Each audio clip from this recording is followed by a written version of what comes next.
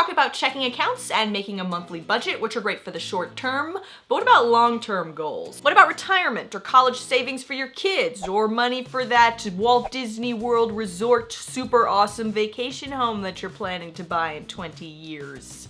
Approximately. These kinds of savings require your money to do some growing, or at the very least to keep up with inflation, which is where investing and retirement accounts come in. An investing account, more commonly called a brokerage account, is like a savings account that you can use to invest in the stock or bond markets. You deposit money like you would into your checking account, but instead of that money just sitting there as cash, you invest it in things like individual stocks, bonds, and mutual funds. Stocks, bonds, mutual funds.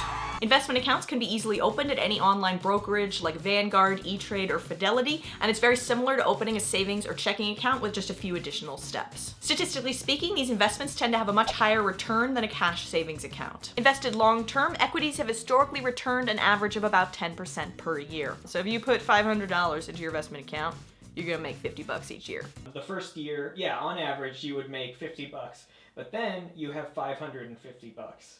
So then the next year, you'll make 55. That's called compound interest. You heard it from my guys.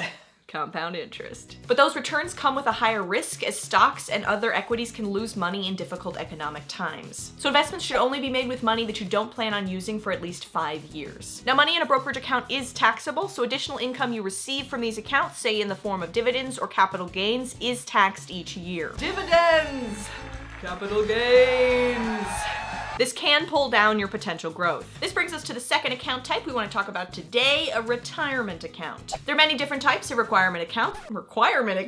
It's like the room of requirement. Fittingly, Harry Potter was pretty rich, right? Like yes. he inherited a good deal of money, but I hope that he put that to good use in like the wizarding stock market. Yeah, he's got kids to think about. There are many different types of retirement accounts, but the most common type is the 401k. 401ks are often offered through employers, sometimes with a sweet bonus of them matching your contribution. So you put in a little bit of money and then they give you an equal amount of money. So that's cool. Retirement accounts in general function much like brokerage investing accounts, except that most retirement accounts are tax advantaged in some way. For example, if you contribute to a 401k plan, the money you contribute each year is not taxed right now. And the growth, dividends, or capital gains you receive are not taxed right now either. Instead, that money is all taxed when you begin withdrawing it in retirement. This offers two distinct benefits. First, with your growth not being taxed for decades, your money can grow faster and at a higher average percent each year. Second, most people are in a lower tax bracket in retirement than they are during their working career, meaning not only have you delayed those taxes for decades of growth, but you then usually pay lower taxes when you do begin withdrawing that money. One thing to look out for: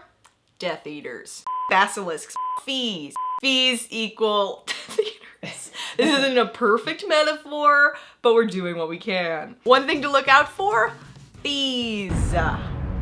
Some companies have higher fees on their accounts than others, and over time, these can add up for real. As usual, links in the doobly-doo below with more information. Now, depending on your personal financial situation, it may be more advantageous to opt for different types of retirement accounts, such as a Roth IRA. Again, here, the doobly-doo is your friend. Whatever route you decide to go, it's definitely worth investigating and investing. Investment and retirement accounts sound pretty scary, but once you dive in, it's actually pretty straightforward. Just be sure to invite me and Mike to that Disney World retirement dream home, because then it will truly be the happiest place on earth.